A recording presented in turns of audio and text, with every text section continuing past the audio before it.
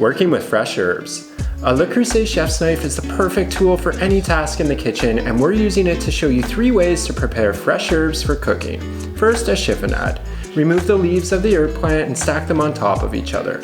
Roll them into a tight log and thinly slice crosswise, creating a thin ribbon. A chiffonade is typically used with basil, sage, and mint.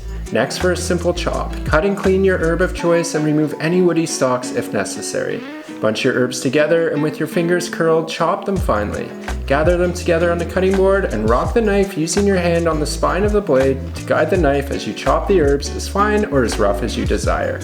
Now for a bouquet garni, which is a pouch of herbs and aromatics used to flavor soups, stocks, and stews without having to fish them out after they've done their work. Cut a square of cheesecloth and tear the herbs in the center. Parsley, thyme, and bay leaf are common ingredients along with peppercorns. To close the bouquet, collect the corners of the cheesecloth and twist them together, creating a pouch.